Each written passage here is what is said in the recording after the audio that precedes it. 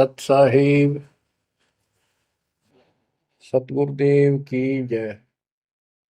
बंदी छोड़ कबीर साहिब जी की जय। बंदी छोड़ गरीबदास जी महाराज जी की जय। स्वामी राम देवानंद जी गुरु महाराज जी की जय हो।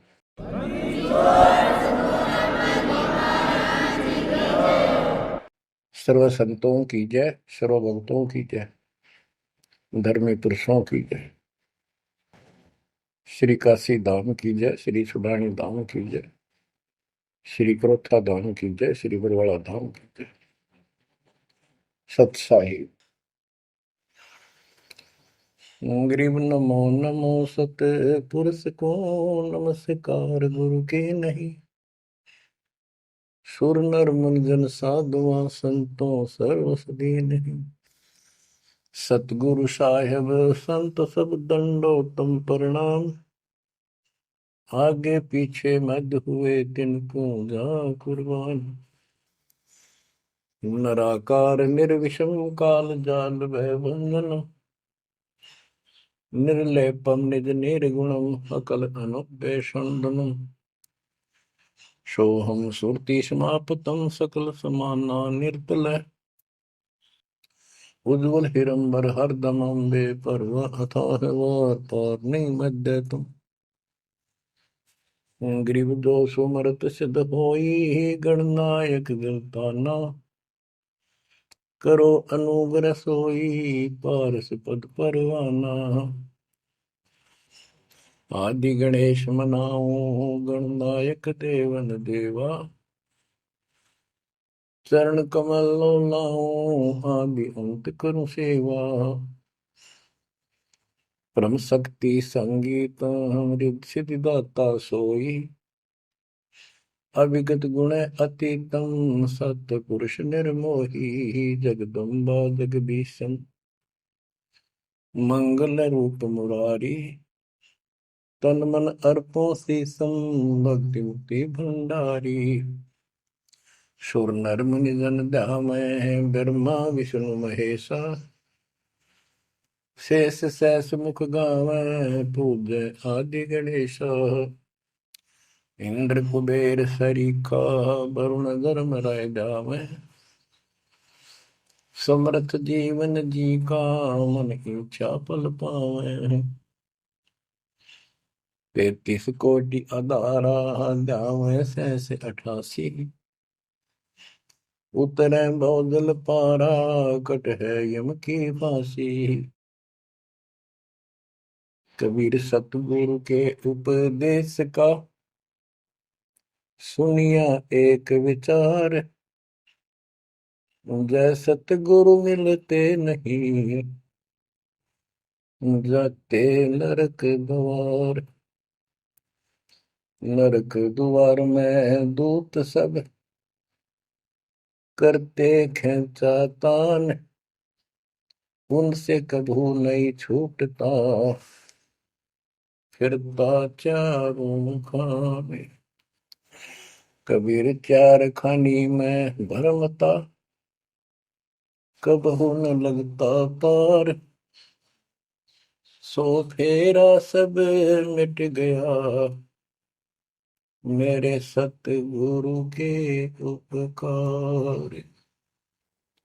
जय जय सतगुरु मेरे की। जय जय सतगुरु मेरे की। सदा साहिबी सुख से बसियो। अमरपुरी के डेरे की। जय जय सतगुरु मेरे की। जय जय सतगुरु मेरे की। सदा साहिबी सुख से बसियो। अमरपुरी के डेरे।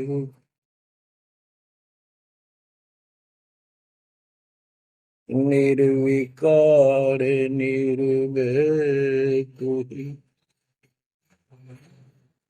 और सकल बेमान। यदि साधो और सकल बेमान। सब पर तेरी साहिबी, सब पर तेरी साहिबी, तुझ पर साहिब नो, निर्विकार निर्भय, निर्विकार निर्भय तू ही, पूर सकल बेमान, हे जी साधु पूर सकल बेमान,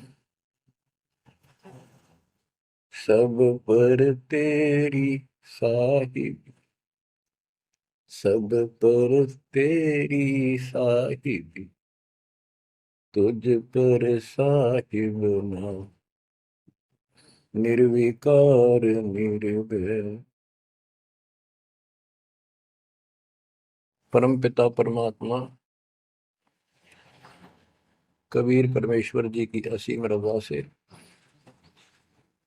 बच्चों हमें अपने घर का ज्ञान हुआ।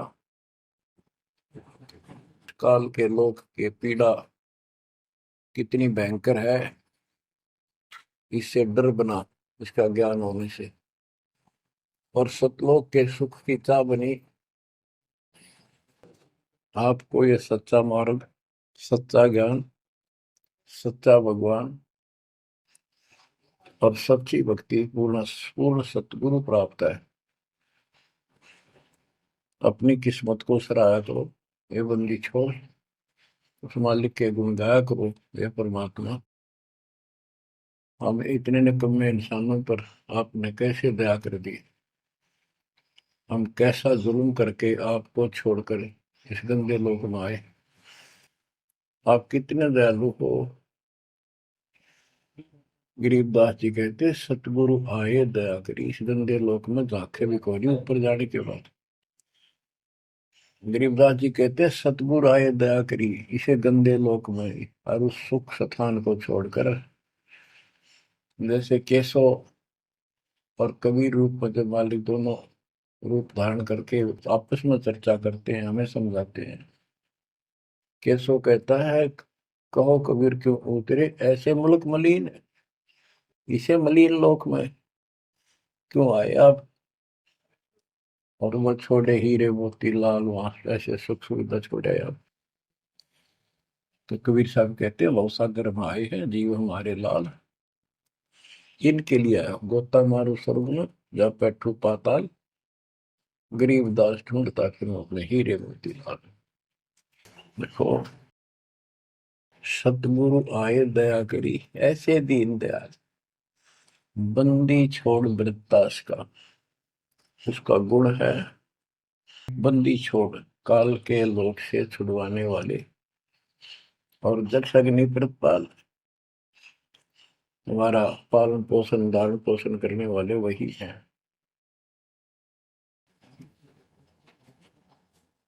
आपको इतना ज्ञान सुना दिया और सुना रहे हैं, इस ज्ञान से आपके अंतःकरण में ये फाइनल हो जाएगा एक दिन, क्योंकि बार बार कोई वस्तु सुनते हैं उसका धीरे धीरे धीरे धीरे असर बनना शुरू होता है।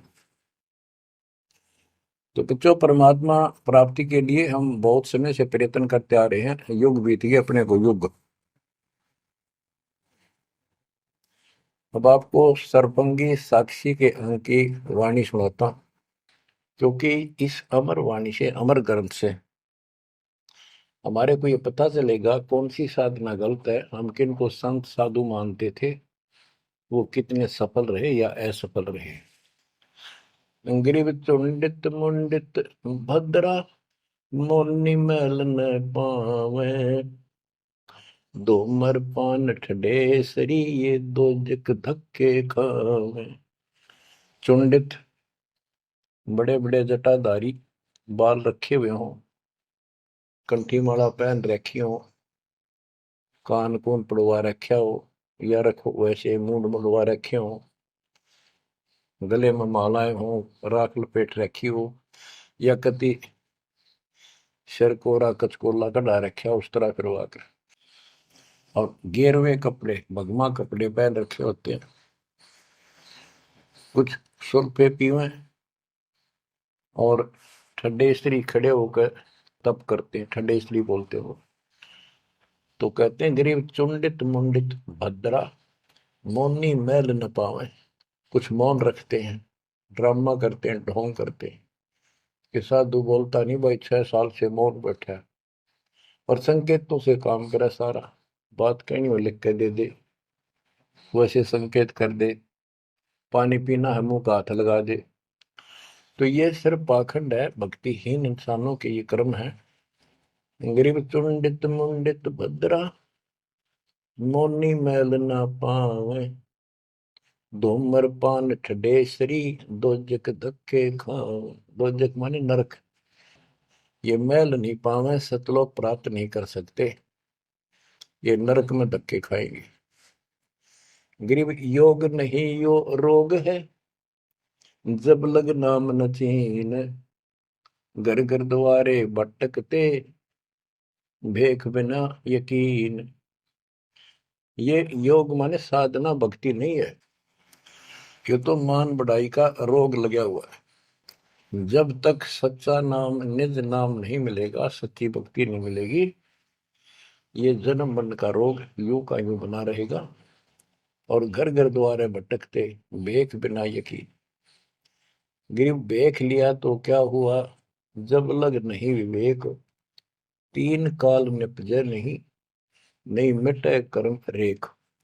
ये भेख लेना होता है किसी विशेष पंथ में, उसकी वेशभूषा ग्रहण कर लेते, दीक्षित माने जाते हैं। जैसे वैष्णो परंपरा के व्यक्ति एक कंठी माला गले में डालते हैं, सफेद बाणा पहनते हैं, तिलक लगाते हैं, बड़ी बड़ी दाढ़ी मूछ रखते हैं, इनको वैष्णो साधु बोलते हैं। दूसरे कनपाड़े हैं, कान पड़वा लेते हैं, उनमें बाला जैसी मोटी मोटी मुद्रा डालते हैं, बड़ी बड़ी जटा रखाते हैं, सुल्फे पीते हैं, चिमटे रखे। गरीब देख लिया तो क्या हुआ, जब लग नहीं विवेक। तीन काल निपजै नहीं, नहीं मिटे कर्म रेख। कि ये अलग से कोई वेशभूषा बना के भाई ये आडंबर कर भी लिया, बिना विवेक बिना ज्ञान के इससे कोई लाभ नहीं होगा। तीन काल निपजा नहीं, यानी कदे भी लाभ नहीं होगा, कभी भी नहीं मिटे कर्म रेख, यानी कर्म के दंड पाप कर्म नहीं कटेंगे। गरीब अधः कपाली तपत है, तल सिर ऊपर पैर। दम का खोज न जाने ही, क्या देही सो बैर। क्या बताते हैं कि कोई ऊपर न पैर कर आसन पर नीचे सिर करके तपता है, कोई किसी प्रकार से कठिन साधना करता है कि तुम श्वास के सिमरण का दम का खोज न जाने ही, क्या दे ही सु बैर। आप ठीक से भक्ति नहीं जानते, जो श्वास का सिमरण है उसका ज्ञान तुम्हें नहीं है, फिर इस शरीर के साथ क्यों दुश्मनी कर रखी है, इसकी दुरुक्ति कर रखी, इसको इतना कष्ट दे रहे हो। गरीब यादे ही सोंगी नहीं, महंगी रत्नों मोल। जय जाने तो राम जप, नहीं कुल कपाट न खोल। या देही मनुष्य शरीर इतना सस्ता नहीं है, युगों युगों अच्छे पुण्यों के कारण, धर्म भक्ति करने के कारण मानव शरीर प्राप्त होता है। इसको ये बहुत कीमती है, इसको ऐसे बकवादों मत को। पर तो साधना नहीं करते, करते हैं तो ये शास्त्र विरुद्ध करते हो, ये सब गलत बताइए। गिरिव पर्वत डूंगर क्यों चढ़ो, बस्ती तो जो न गाम। बन बस्ती में एक सा, जाके हृदय राम। पर्वत डूंगर क्यों चढ़ो, कहीं जाने की आवश्यकता नहीं है। परमात्मा की सच्ची भक्ति अपने घर पर करो, कहीं भी करो, वो सच्ची भक्ति होनी चाहिए। ग्रीव सत्य पुरुष निर्गुण कला, सरगुण कल्प विनोद। ओहम सोहम से भिन्न अक्सर को सोहद। परमात्मा कबीर जी की भक्ति करो।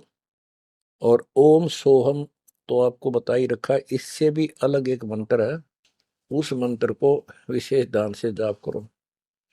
गिर बिना साड साडू नहीं, सुनो से आनी लोए, सारा बरस बादुआ कारज सिद्ध ने होए। जैसे समय पर बारिश होती है तो उससे फसल अच्छी होती है, बगैर किसी समय के बारिश होती है तो उससे कोई लाभ नहीं होता। गरीब साध नदी और मेघ जल, कहीं कहीं है मौज, निंदत पापी मारिये, जिन घर दौड़े फौज। गरीब दैत दल दरमल, असुर दल आसगे, मंडी मसाणों निसंग फिरे, जीवे जब लग जोखिम नहीं, मरा जब निसंक मरे। यानी सच्ची भक्ति, परमात्मा कबीर जी की सत साधना पूरे सतगुरु से लेकर जो साधना करता है भक्त भक्तमती बच्चे, वो कहते हैं मंडी मसाणों, शमशान घाटों पर मंडियों पर जो लोग जहाँ पूजा बकवाद करते हैं और राक्षसों के झुंड ये भूत प्रेत घूमते फिरते हैं, कि इन मकी निसंग फिरो, निर्भय होकर घूमो, जीव जब लग जोखिम नहीं, और मरो जब निसंक मरो, कि परवाह ना करना। परमात्मा कबीर जी कहते हैं, गरीबदास जी कहते हैं, परमात्मा कबीर जी तेरे सक्षम है, अपने भगत को इतने जीवन रहेगा, इतने कोई टेंशन नहीं होने देंगे, कोई दिक्कत नहीं आने देंगे। मरा जब निर्भय होकर शरीर छोड़ देना, आपके लिए विमान तैयार मिलेगा, टेंशन ना लेना। गरीब चंद्र सूर्य की आयु लग, जे जीव का रहे शरीर, सतगुर से भेटा नहीं तो अंत कीर का कीर। चंद्र और सूर्य, चांद और सूरज की आयु लग, यदि जीव का शरीर रहे और सच्ची भक्ति पूरे सतगुरु से प्राप्त नहीं हुई, तो कितनी साधना करता दिखता, अंत में कीड़ा मकोड़ा, कीर का कीड़ा। गरीब एक पलक जुग जीवना, जे सतगुरु भेटा होए, रोम रोम तारी लगे, सुरति सुहंगम पोए। कि एक पलक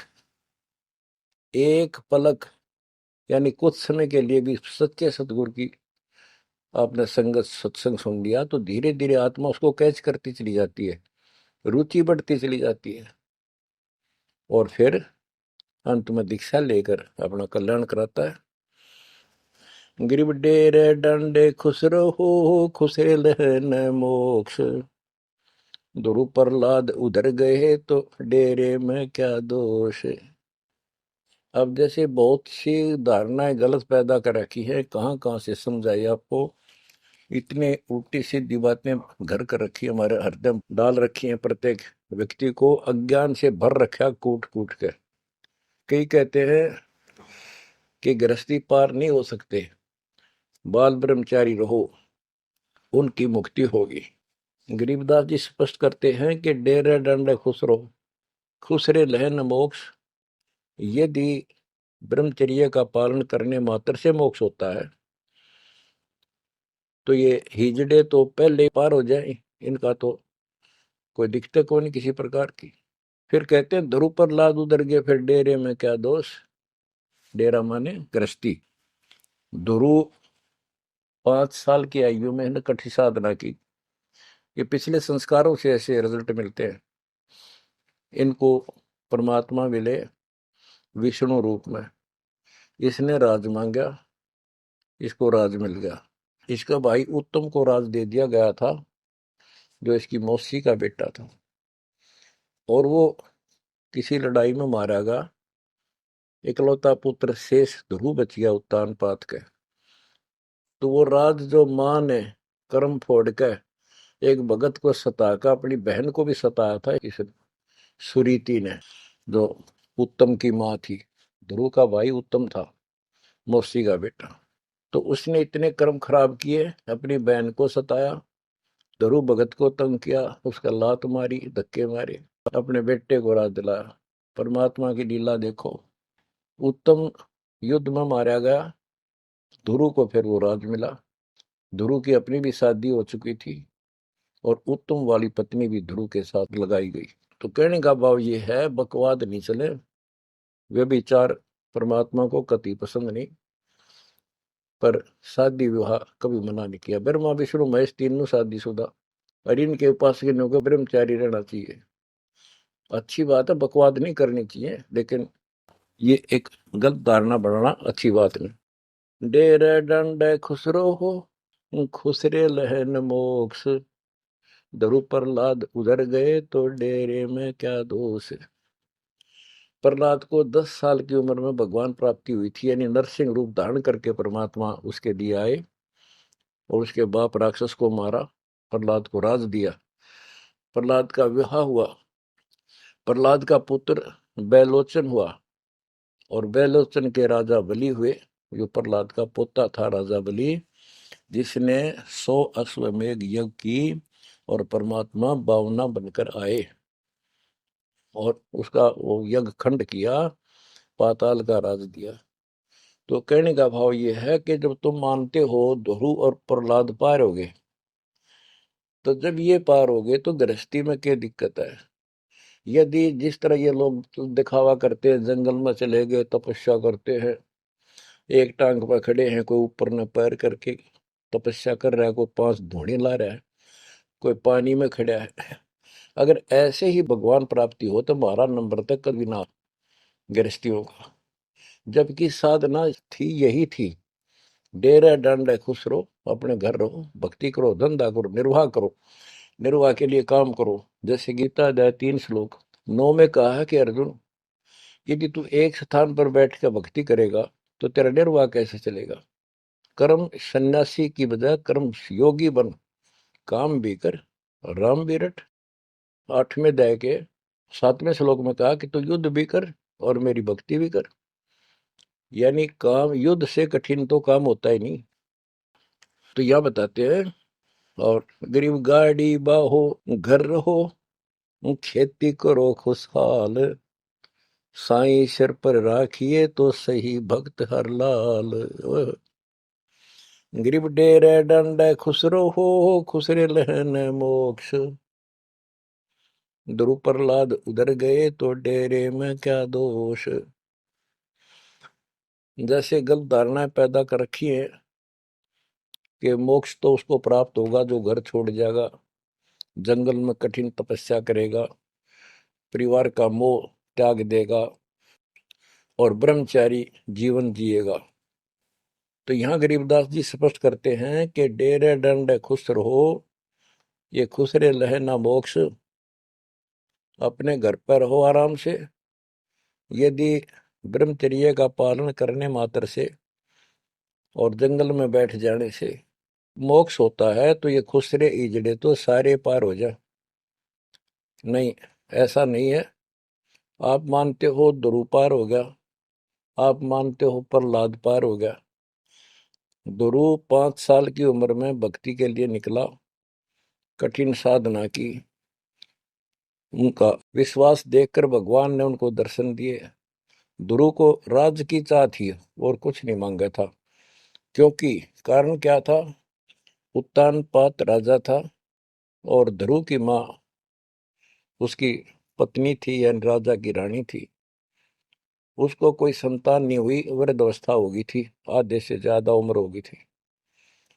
तो उसकी ध्रुव की माँ सुनीति थी। सुनीति ने अपने घर जाके अपने माता पिता से अपनी छोटी बहन सीती की राजा के लिए मांगा। कारण ये था कि एक दिन नारद जी आए, नारद जी ने बताया उस सुनीति को, ध्रुव की माँ को, कि राजा दूसरी शादी करे, उसके बाद आपको पुत्र पहले होगा, उसको बाद में होगा, वैसे संतान नहीं होगी, यह संयोग है। रानी ने राजा को मनाया, अपने घर वालों से रिक्वेस्ट करी, आखिर में उस लड़की छोटी बहन को राजा के शादी करवा दी। अब सुरीति ने ये ईर्ष्या होगी कि मेरी बहन ने मेरा जीवन बर्बाद कर दिया, एक बूढ़े का ब्याह करवा दिया मेरा, मैं किसी राजा के शादी होती, स्वतंत्र रहती। जब विवाह करके राजा आ रहा था सीमा के ऊपर, कहा यहाँ लेके आ रहा था अपनी सुरीति सेकंड पत्नी को, राज की सीमा पर जाके रथ रुकवा लिया और बोली वो सुरीति मेरी कंडीशन है, ये मानोगे तो मैं आगे कदम रखूंगी, नहीं मैं तेरे साथ नहीं जाऊंगी। राजा ने पूछा क्या बात है, कि जो मेरी बहन है उसको निकाला दे दे, उसको अलग रखेगा, उसको खाने का भी माप तोल के देना होगा, दुहागन करेगा। इसमें काफी कंडीशन होती है, दुहागन के लिए अलग से मकान बनाया जाएगा। राजा ने मान लिया। और दूसरे ये होगा कि जो मेरा पुत्र होगा उसको राज मिले, मेरी बहन के पुत्र को राज न मिले। इस तरह की शर्त सारी राजा ने मान ली। आगे फिर पहले ध्रुव हुआ। ध्रुव जब उत्पन्न हुआ उस समय माँ वैराग्य में थी, घर से अलग दूसरी जगह रखा हुआ था। और ये बहुत लंबी कहानी है, इतना यहाँ नहीं बता पाऊंगा। तो उत्तम को राज दे दिया, ध्रुव को धिक्कार दिया, भगा दिया उसकी माँ ने। तो ये लंबी कहानी है, यहाँ इतना समय नहीं मैं आपको बता पाऊंगा। तो ध्रुव परमात्मा से राज लेने के लिए माँ से पूछा ध्रुव ने, माँ उत्तम को राज किसने दिया? बेटा भगवान देता है, परमात्मा ने दिया, उसके भाग में लिख दिया, तेरे भाग में नहीं है। तो ध्रुव बोला मैं भगवान से राज लूंगा। यूं कहकर छोड़ कर चल पड़ा।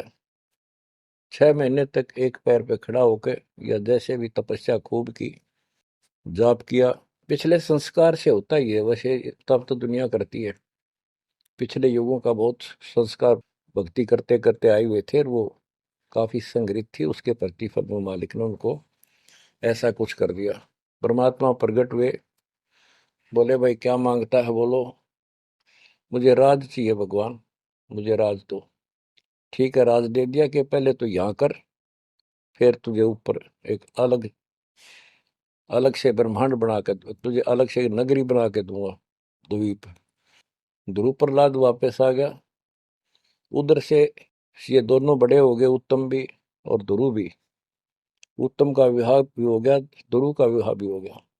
उत्तम मारा गया एक राजा से युद्ध होने से, तो राज भी ध्रुव को मिल गया, और उत्तम वाली जो पत्नी थी वो भी ध्रुव के साथ लगाई गई। तो कहने का भाव ये है, गरीब डेरे डंडे खुश रहो, खुश रे लेना मोक्ष, ध्रुव प्रहलाद उधर गए। तो डेरे में क्या दोष? जैसे ध्रुव ने शादी कराई, ध्रुव की भी संतान हुई, और आप कहते हो ये पार हुआ, तो ये डेरे में था, घर में था, गृहस्थी में था, तो पार हुआ। तो भी पार हुआ, कितना पार हुआ? वो पार होना अलग अलग स्टेजेस है। एक तो स्वर्ग तक पहुंच गया, पार हो गया। ये स्वर्ग तक पहुंचने को पार मानते थे। और प्रहलाद प्रहलाद भगत की 10 साल की उम्र में परमात्मा मिले, नरसिंह रूप धारण करके उसकी रक्षा की। उसके बाप राक्षस को मारा, प्रहलाद को राज्य दिया, और उसने शादी कराई प्रहलाद ने बड़ा होकर के। उसके एक पुत्र हुआ बैलोचन, और बैलोचन का पुत्र हुआ राजा बलि, यानी प्रहलाद का पोता राजा बलि था, जिसने 100 अश्वमेघ यज्ञ की थी।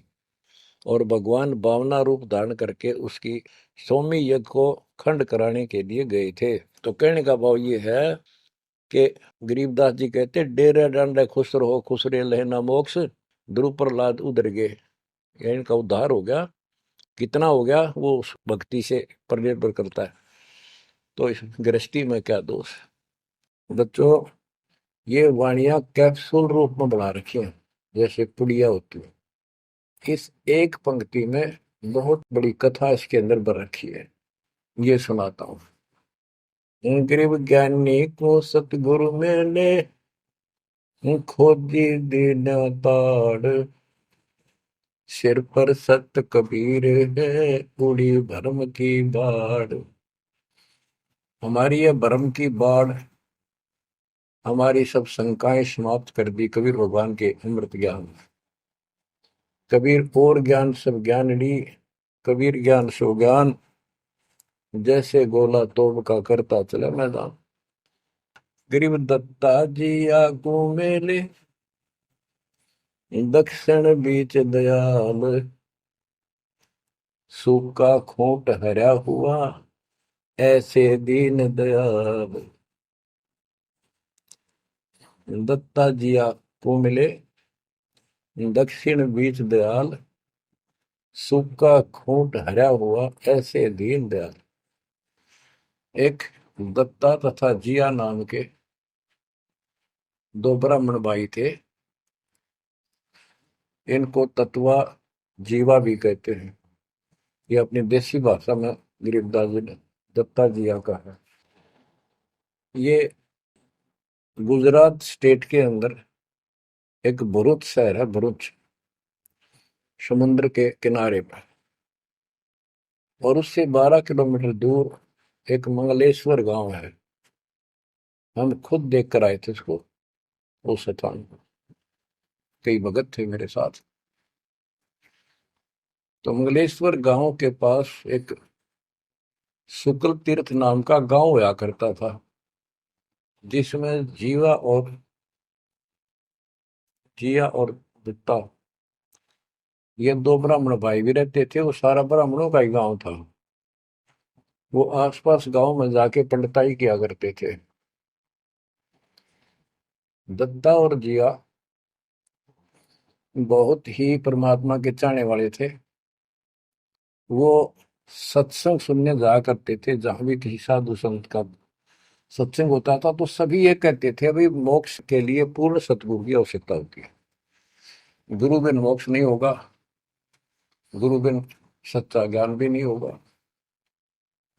जहां भी जाते थे वो मंडलेश्वर प्रवक्ता एक ही बात बताते थे। तो जीवा और तत्वा ने दोनों भाइयों ने विचार किया कि भाई जहां भी हम सत्संग जिसका सुनते हैं वही हमें तो बहुत पूर्ण गुरु लगे। जिसके विचार सुनते हैं वो उससे भी अच्छा लगता है। और पूरे गुरु बिना बात नहीं बने, मोक्ष नहीं हो। ये तो असंग जन्म हमने जन्मते और मरत्या को होगे। जैसे परमात्मा कबीर जी क्या करते हैं, किसी भी रूप में आकर, और कहीं जैसे मेले मेले भरा करते हैं इनके तीर्थ यात्रों पर, वहां चले जाते थे। वहां खड़े होकर शब्द सुनाने लग जाते और 10 20 50 व्यक्ति भगवान के चाहने वाले उनकी वो बातें सुना करते थे। तो जीवा और दत्ता को किसी स्थान पर परमात्मा उन्हीं के लिए जाते हैं क्योंकि वो भटक रहे भगवान के। ये बातें बताई कि पूर्ण सतगुरु हो, सच्चा ज्ञान हो, तो तब मालिक का राह मिलेगा, मोक्ष मिलेगा। असंग जन्म पर मत होगे, कुछ नहीं हाथ लगा रहे, इस तरह की जबरदस्त बातें बताई। तो उनसे वो प्रेरित हुए। उनको नहीं पता था ये कौन है। उन्हें तो एक भगत मान्या, गीत गा शब्द शब्द सुनाने वाला। फिर वो साधु संतों की तलाश में चल पड़े। जहां भी जावे एक से एक बढ़िया लतीफेदार प्रवचन करे, बड़ी बड़ी कथा सुनाए, संस्कृत की भाषा में जबरदस्त बोले, स्पीच करें, प्रवचन करें। आखिर में उन्होंने सोचा भी एक हम कैसे निर्णय करें, यो संत पूरा हरियुग नहीं। हम किसी को पूरा संत मानकर उसके आश्रित हो जावा, अंत में उस पता चले उस पूरा नहीं, मनुष्य जीवन तक गया ही, ये बार बार नहीं मिलेगा। आखिर में उन्होंने एक फैसला कर लिया कि हम एक बड़ के पेड़ की सूखी टहनी लगाएंगे, गमला बना कर धरती में गड्ढा खोद कर जैसे पौधा लगाया। और जिस संत के चरणामृत से ये हरी होगी, हम उसको गुरु बनाएंगे। उन्होंने सब मंडलेश्वरों जहां भी कोई चर्चित संत वहां गए, बेचारे दुख सुख पाकर पैदल चल लगे, उनके चरण धोए। महाराज चरणामृत देते, कौन मना करे चरणामृत को, लावे और डाल।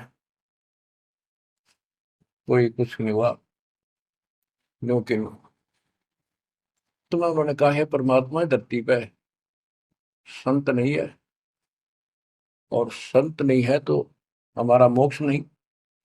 इसलिए हे परमात्मा, हमारा को मानुष जीवन शेष बचा है, इसको खत्म कर दो, हम दोनों को मार दो। कभी पृथ्वी पर संत हो तब जन्म देना। यूं कहकर खूब फूट फूट कर रोने लगे। काफी देर रोज ही टेंशन में रहने लगे, खाना पीना लगभग छूट गया। कैसे तो मर जाना अच्छा है, ये तो पशु जैसा जीवन बहुत बार जी लिए। तो कबीर साहब रह रह कर सुना गए थे, कहीं कहीं इकट्ठे होकर खड़े हो जाते थे, भटकते थे, वहां मालिक भी किसी न किसी रूप में चले जाते थे। उनके यह प्रेरणा भर दी थी। बाकी ये मंडली सुना कि बस में यह भी ना थी कि इसी प्रेरणा भर दे, इतना वैराग डाल दे। एक दिन परमात्मा पहुंचे उस शुक्ल तीर्थ गांव में, गली में जा रहे थे तो दत्ता बाहर निकला और बोला, जीवा देख, एक संत घूम रहा गली में, कहो तो बुला लो। जिया बोला रहा है, संत इसे से मंडलेश्वर देख लिए, कि सड़क छाप पर के पाओगे, क्यों जी दुखी करे और कई दिन रोना पड़ेगा, कुछ ना इनका पल्ला है। दत्ता बोला, मेरा तीसरा दिल करे है, बुला लो इन्हें एक में। भाई साधु सा दिखा है, चेहरे से बहुत अच्छा लगा, देखते ही आत्मा खुश हुई। जिया बोला, बुला तो मैं क्यों ना तो।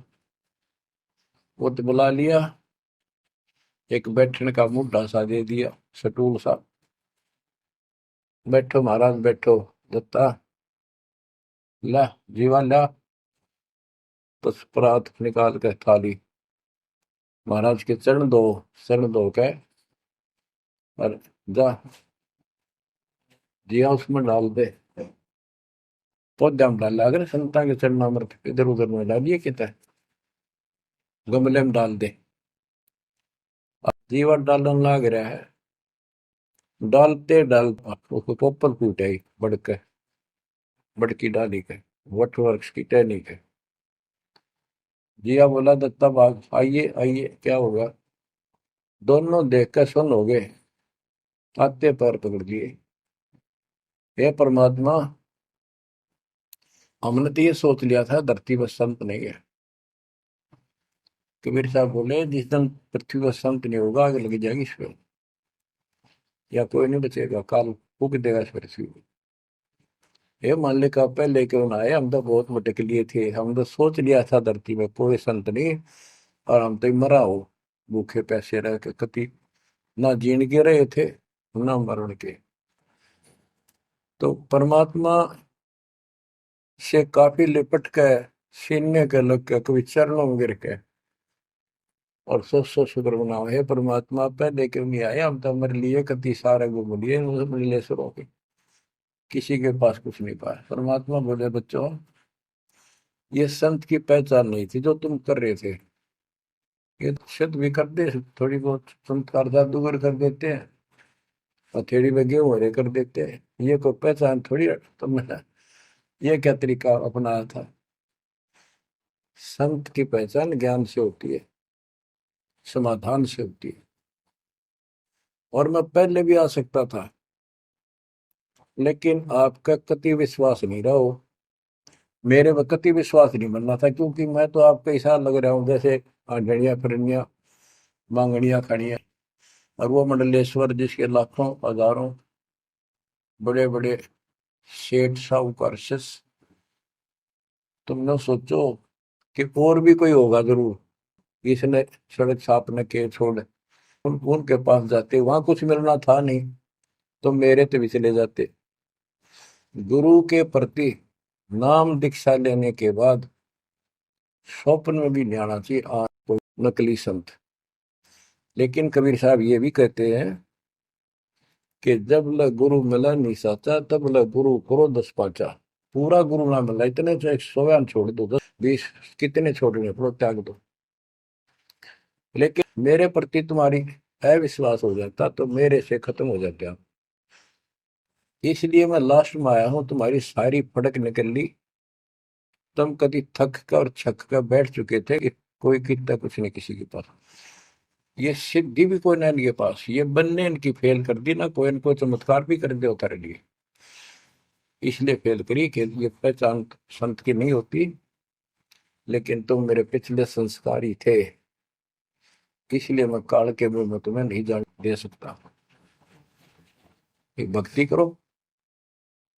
अब उन्होंने सब वो बकवाद पूजाएं जो यजमान बना रखे थे वो छोड़ दिए।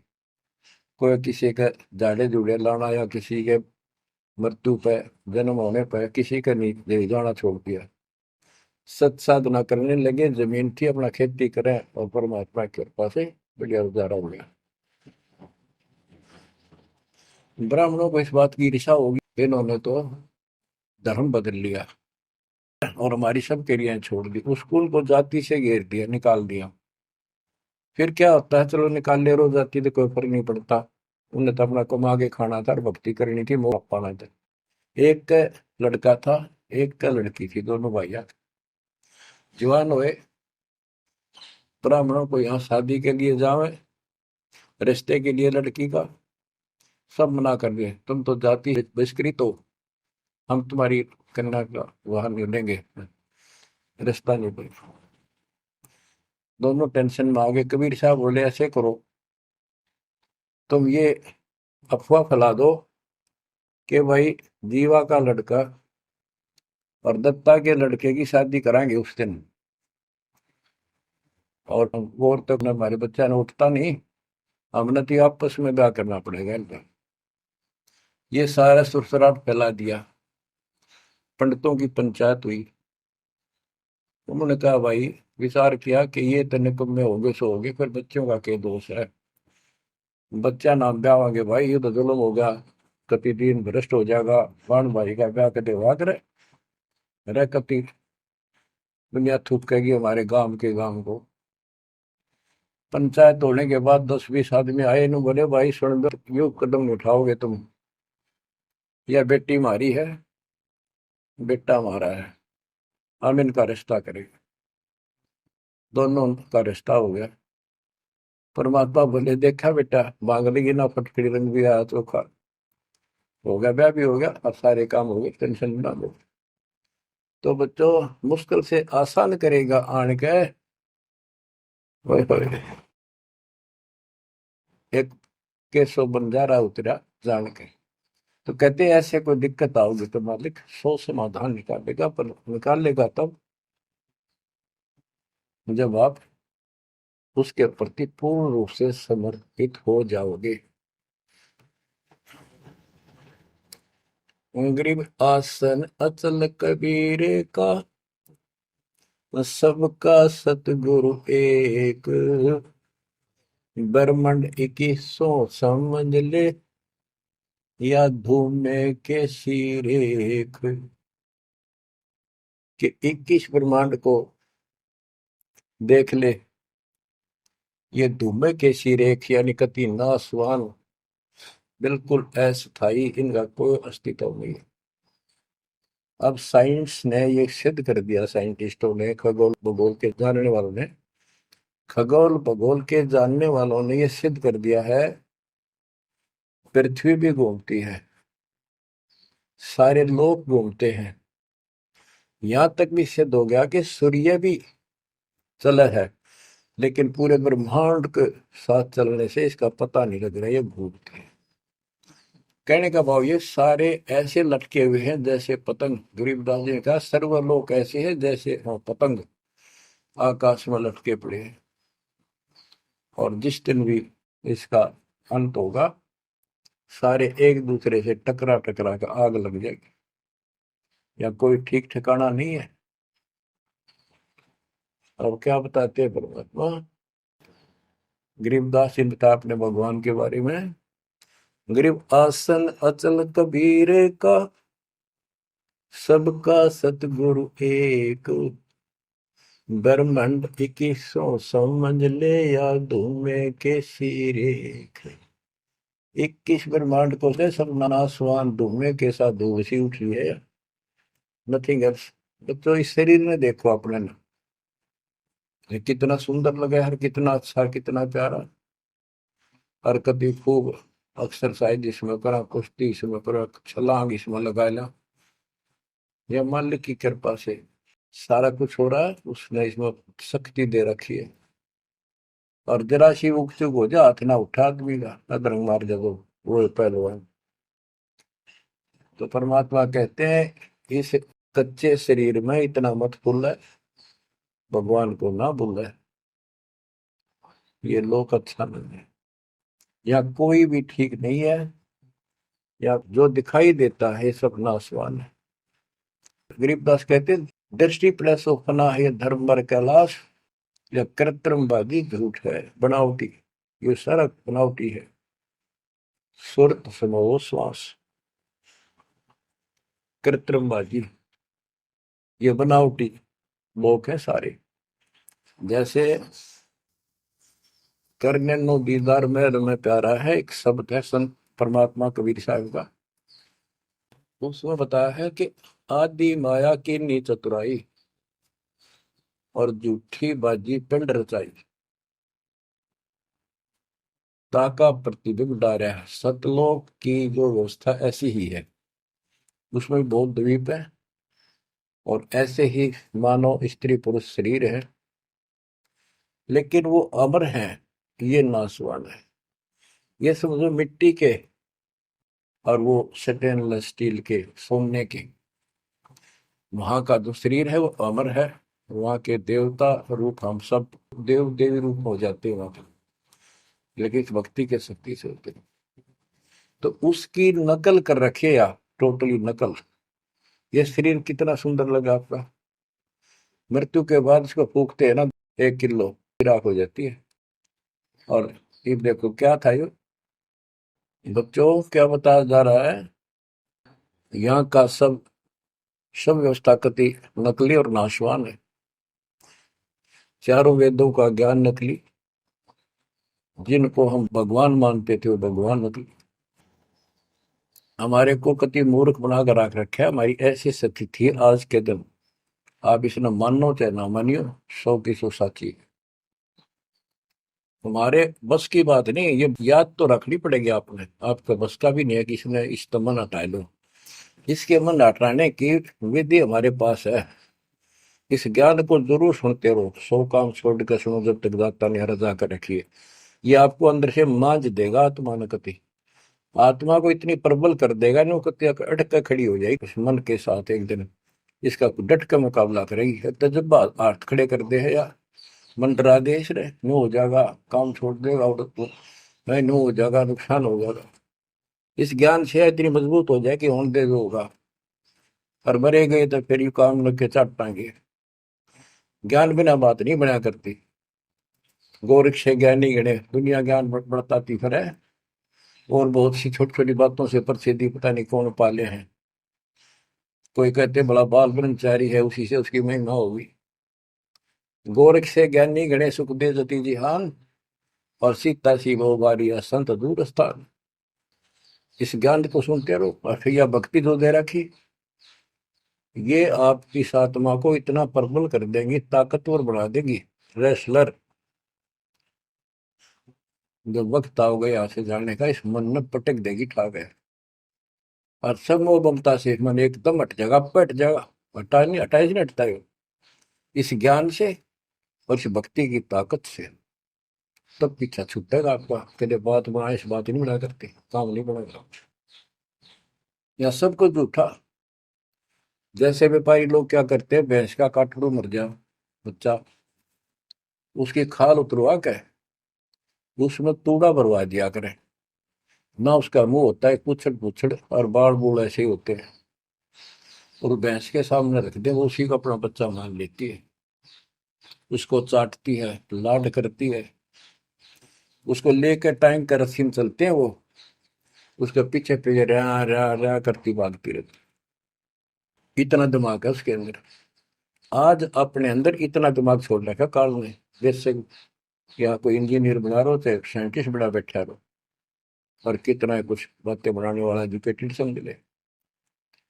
क्या है ये बच्चे, हाड़ चाम मांस के लोथड़े ऊपर चाम लपेट रखा, क्या ये शरीर है?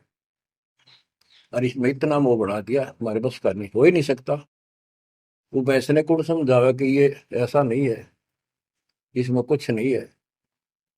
कोई बात नहीं, आप इस ज्ञान न सुनते रहो, आपको भी और इस सारे के सारे परिवार को भी परमात्मा वहां ले आओगा।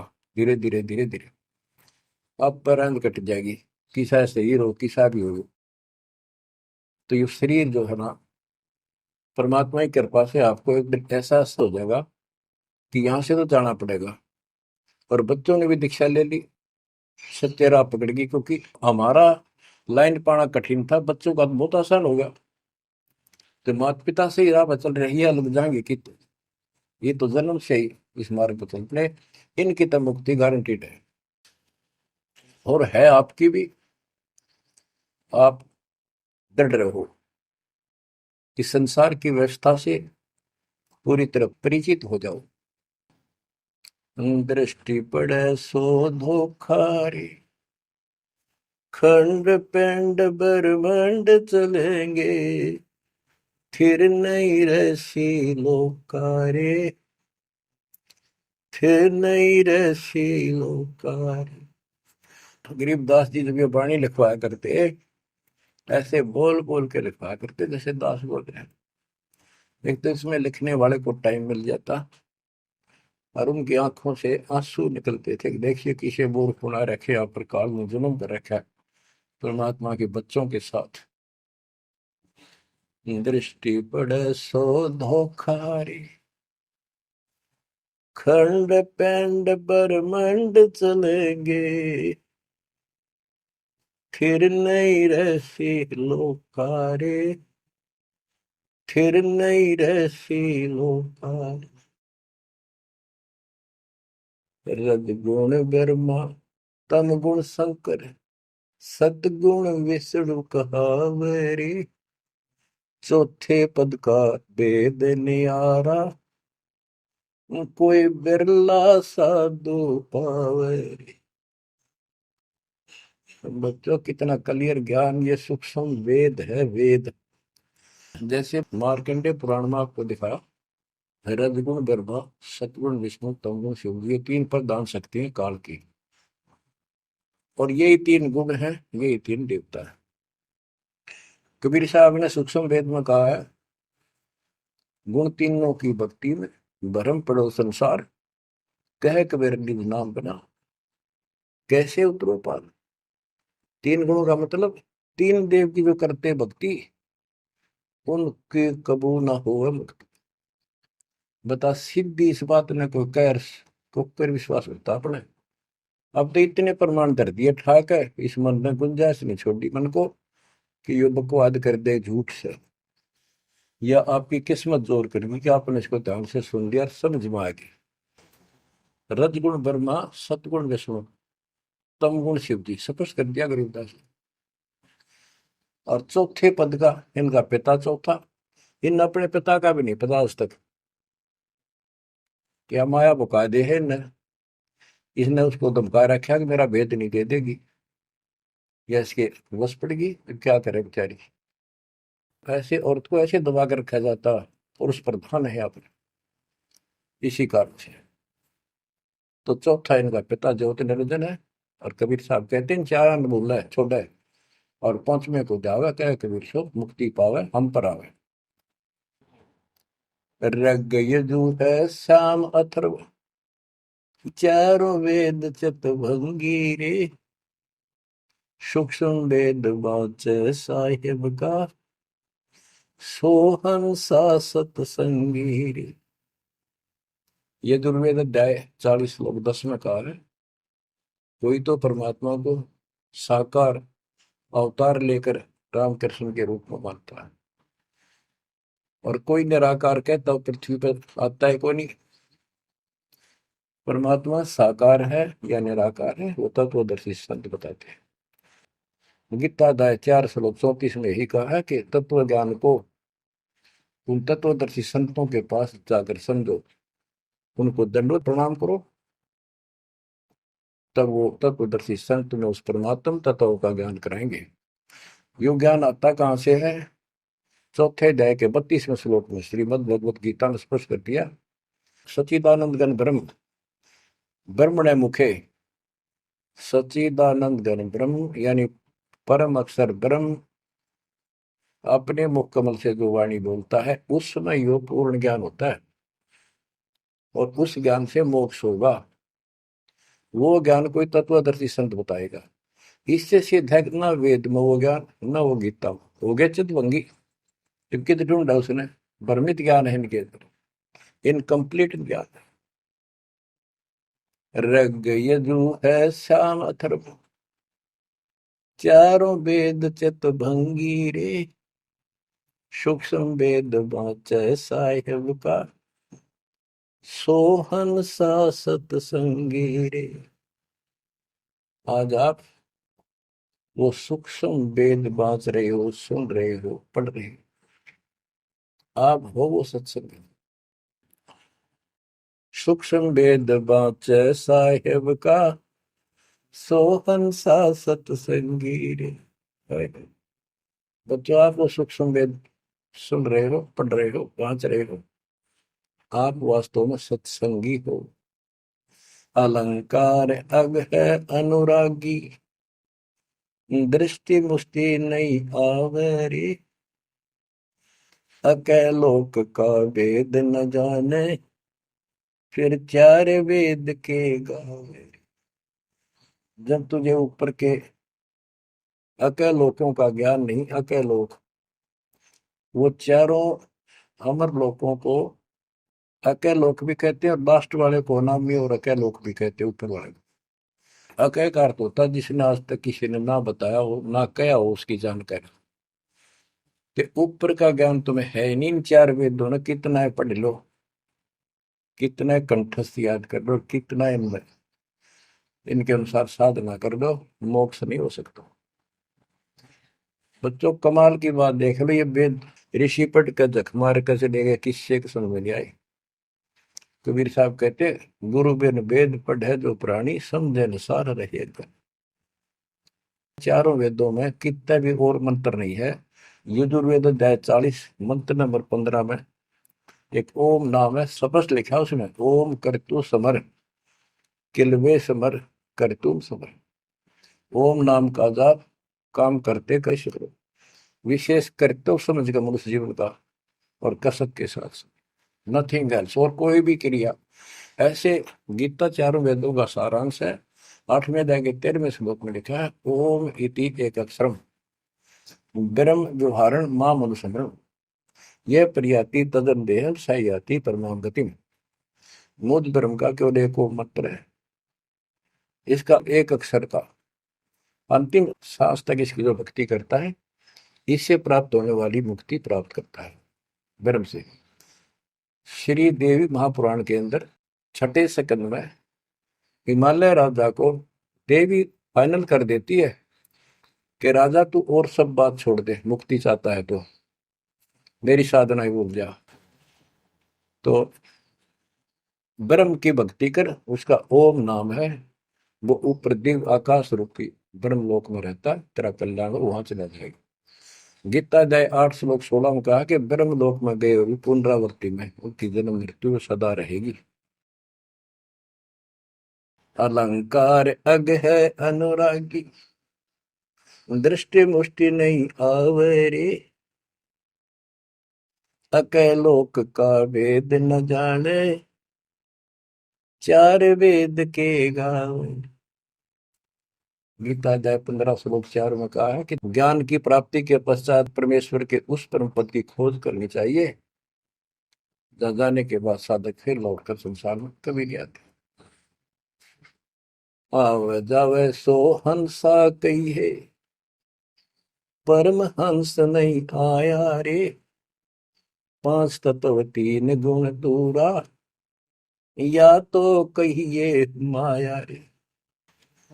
सुन मंडल सुख सागर दरिया, परमहंस परवाना रे, सतगुरु मंदी वेद लखाया, है सतलोक निदाना रे। वो परम पद, वो परम स्थान, वो सतलोक है, दादानी के बाद लौट कर गए। अगम दीप अमरापुर कोई, जा हिल मिल हंसा खेल रे, दास गरीब देश है दुर्लभ, साचा सतगुरु बेल रे। दास गरीब देश है दुर्लभ, साचा सतगुरु बेल रे। अगम दीप अमरापुर कोई, अमरपुर, अमरपुरी सतलोक अविनाशी परम धाम, सनातन परम धाम। जा हिल मिल हंसा खेल रे, वहां मौज मस्ती से में रहते हैं भक्त, सारे बच्चे। दास गरीब देश है दुर्लभ, साचा सतगुरु बेल। वो लोग, वो देश बहुत दुर्लभ है, लेकिन सुलभ है साचे सतगुरु से।